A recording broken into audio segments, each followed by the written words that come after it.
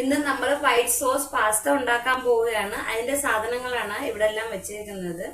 Pasta, കോൺ, capsicum, ഉള്ളി, chilli flakes, കുരുമുളക് പൊടി, ചീസ്, പാസ്ത മസാല, മൈദാപ്പൊടി, ഉപ്പ്, പാല്, വെള്ളം.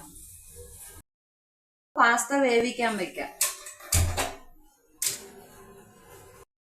വെള്ളം തിളയ്ക്കാൻ തുടങ്ങി. അതിൽ 1 സ്പൂൺ എണ്ണ ഒഴിക്കുക.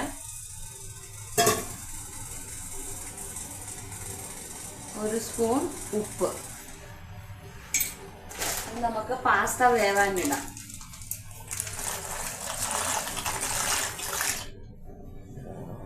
തിളയ്ക്കാൻ തുടങ്ങി. അത് ഇച്ചിരി നേരം കിടന്ന് അതൊന്ന് വേവട്ടെ. അപ്പോഴത്തേക്ക് നമുക്ക് ബാക്കി പാസ്തയുടെ മസാലയൊക്കെ ഉണ്ടാക്കാം. എണ്ണ ചൂടാവട്ടെ. 2 സ്പൂൺ എണ്ണ ഒഴിച്ച് എണ്ണ ചൂടാവട്ടെ. എന്നിട്ട് നമുക്ക് ക്യാപ്സിക്കോ ഇതെല്ലാം വഴറ്റാൻ തുടങ്ങാം. ആദ്യം നമുക്ക് ക്യാപ്സിക്കം വഴറ്റാം. ഇച്ചിരി ഉപ്പ് അതിനകത്തോട്ട് ഇട്ട് കൊടുക്കാം.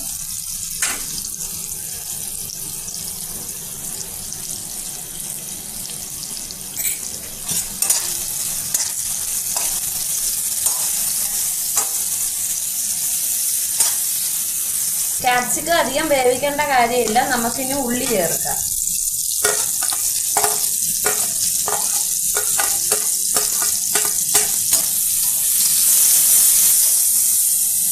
ഈ വെജിറ്റബിൾ ഒന്നും നമുക്ക് അധികം വേവിക്കേണ്ട കാര്യമില്ല. ഇതെല്ലാം ഒന്ന് ചെറുതായിട്ട് ഇതാക്കി എടുത്താൽ മതി.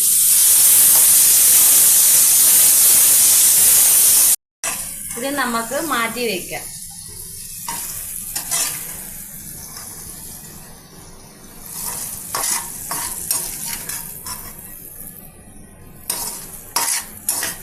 നമുക്ക് പാലൊഴിക്കാം.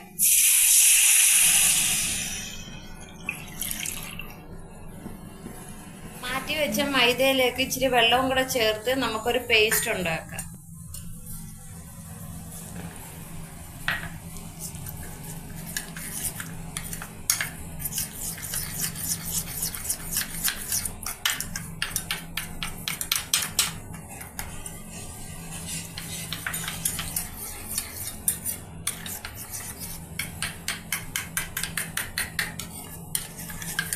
ഈ പേസ്റ്റിലേക്ക് ഈ കലക്കിയ മൈദാമാവ് ഒഴിച്ച് നമുക്ക് ചൂടാക്കാം.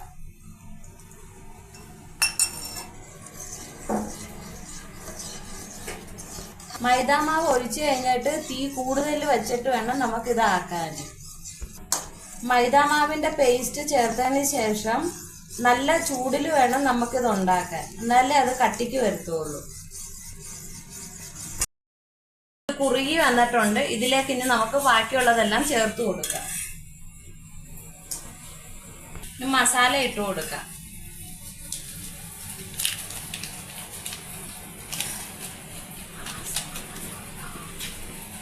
മുമ്പേ എടുത്തു വെച്ചിരുന്ന പാസ്ത മസാലയാണ്.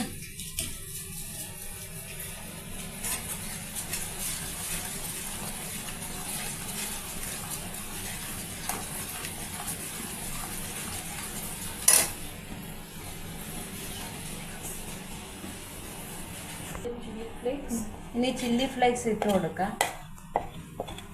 മുളക് പൊടി,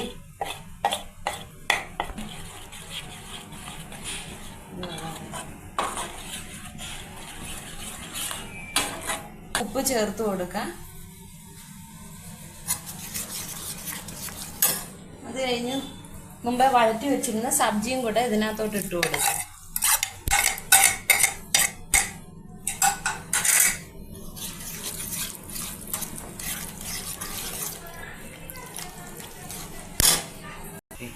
വേവിച്ച് വെച്ചിരുന്ന പാസ്ത ഇതിനകത്തോട്ട് ഇട്ട് കൊടുക്കാം.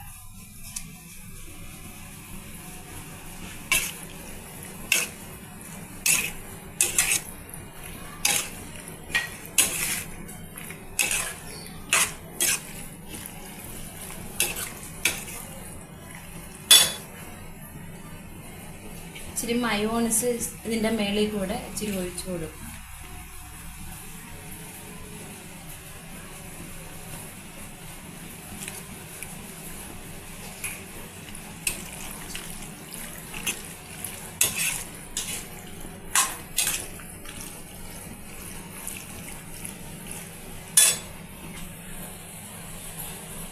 ലാസ്റ്റിൽ ടേസ്റ്റിന് വേണ്ടി നമുക്ക് ചീസ് ഇട്ട് കൊടുക്കാം.